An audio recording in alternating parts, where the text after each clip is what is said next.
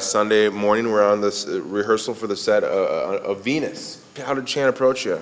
Chan, I've been talking to Chan about this musical of his for quite a few years. Can you give me a couple specific examples of a situation when you came to Loggerheads where it was like you had to convince him of something or he had to convince you of something? Just the other day, he came into rehearsal and I said, you know what, the show ends here, about 15 pages before the end.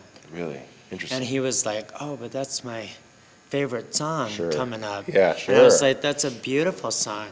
It's a great song.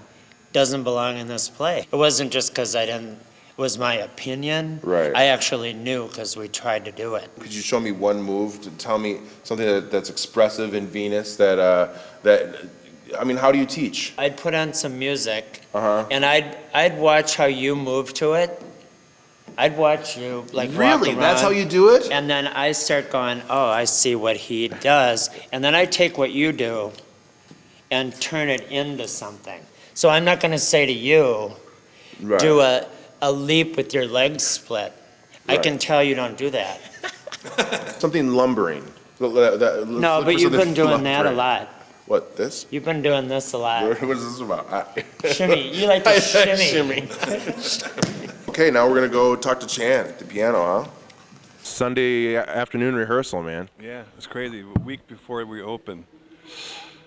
I know your stuff from the suburbs and the new standards, your pop and jazz kind of stuff. How are these songs different? I've got two suitcases. One are my songs, and the other are songs that are in different voices, like a song for the female voice. How did this start? I mean, did it start with a song? It started with an idea. The idea was, what if we told the Jekyll and Hyde story from a female perspective? So what, ideally, does a woman want to be then?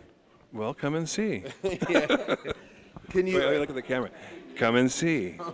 May 5th through 24th, the Ritz Theater. What was the first song that came to your head once you had that idea?